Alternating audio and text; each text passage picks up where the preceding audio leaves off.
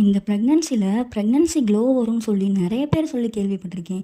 ஆனால் எனக்கு என்னமோ ப்ரெக்னன்சி க்ளோவே வரல. நானும் 7 மந்த்தை கிராஸ் பண்ணிட்டேன். ஒரு க்ளோவும் வரல. என் ஃபேஸில் பிம்பிள்ஸே இருக்காது ப்ரெக்னன்சிக்கு முன்னாடி. ஆனால் இப்போ பார்த்தா என் ஃபேஸ் ஃபுல்லாக பிம்பிள்ஸாக தான் இருக்குது. இந்த மாதிரி இருக்கனால எனக்கு பாய் பேபின்னு நிறைய பேர் சொல்லிகிட்டு இருக்காங்க. இது உண்மையாக போயான்றது தெரியல. உங்களுக்கு ப்ரெக்னன்சியில் வந்து பிம்பிள்ஸ் இருந்துச்சா இல்லை எப்படி இருந்துச்சுன்னு கமெண்ட் பண்ணுங்கள். ஆனாலும் நான் இன்னும் இந்த ப்ரெக்னன்சி க்ளோவுக்கு தாங்க வெயிட் பண்ணிகிட்ருக்கேன். வருமா வராதானே தெரியல. அப்போ ரொம்ப இம்பார்ட்டண்டான விஷயம் என்னென்னா, நிறைய பேருக்கு வந்து குழந்த பிறந்துமே எனக்கு அமௌண்ட்டே வரல, எனக்கு 2 வருஷம் ஆச்சு அமௌண்ட் வரல அப்படின்னு சொல்லி நிறைய பேர் எனக்கு மெசேஜ் பண்ணியிருந்தீங்க. அதுக்கு தான் கவர்மெண்ட்லேருந்து கம்ப்ளைண்ட் நம்பர் ஒன்று கொடுத்துருக்காங்க, 104. இதுக்கு நீங்கள் கால் பண்ணிங்கன்னா அவங்க வந்து கம்ப்ளைண்ட் ஆஃபீஸர்கிட்ட கனெக்ட் பண்ணி விடுவாங்க. நீங்கள் அவங்கக்கிட்ட உங்களுக்கு என்ன இஷ்யூவோ அதை நீங்கள் சொல்லிடலாம்.